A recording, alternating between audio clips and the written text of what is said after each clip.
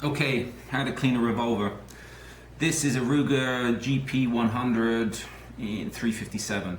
Excellent weapon, solid weapon, very nice gun, very nice revolver.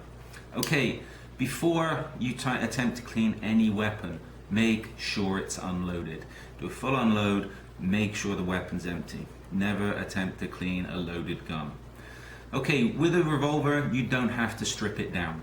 Yeah, there's one thing you take off, which I'll show you at the end, but generally you do not strip the weapon down, you do not take it apart. Okay, to start off with, the first thing I would clean be the front of the chamber. You see here, half of this is dirty, half of it's clean. I gave this a little scrub earlier with some Scotch-Brite. Yeah, you got a big buildup of carbon here, so get your Scotch-Brite and give it a good scrubbing.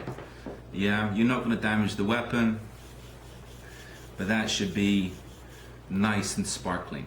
Yeah, no excuses. Again, all this needs to be cleaned off, whether you use Scotch-Brite, whether you use a wire brush, all that gunk needs to be got off. On the inside of the revolver, there's carbon, you're going to get a carbon build up here. Again, all this needs to be scrubbed off. Scotch-Brite, wire brush. Same around the entrance of the barrel, all this needs to be scrubbed off. Yeah, whether with a wire brush or get the Scotch-Brite in there. Through here, this gunk, everything off. The beauty of a stainless steel revolver is you can see where the dirt is, and there, by the time you finish cleaning it, there should be no dirt. Yeah. Now the barrel, you use your wire brush the barrel, then, as same with the semi, a dry cloth patch followed by a lightly oiled cloth patch. Now, to check to see if the state of the barrel, you have to look down the barrel of the gun. How I do it, I put my thumb down the bottom and that reflects any light. You can see what dirt's in the barrel, you can make sure the rifling's clean, etc. Yeah? Make sure the barrel is clean. Once you clean the weapon, oil it. As I said, I like my guns well oiled. Wherever there's any working parts, oil them. Same with the revolver, with the chambers, make sure they're scrubbed out with a wire brush and oil them. Especially if you're carrying a revolver for defensive purposes, make sure those chambers have got a light coating of oil in them. Reason being, you don't want your rounds, you don't want moisture to get in there and your rounds to get stuck in the chambers, etc. If you need to reload, you'll have problems. So, make sure the weapon's oiled.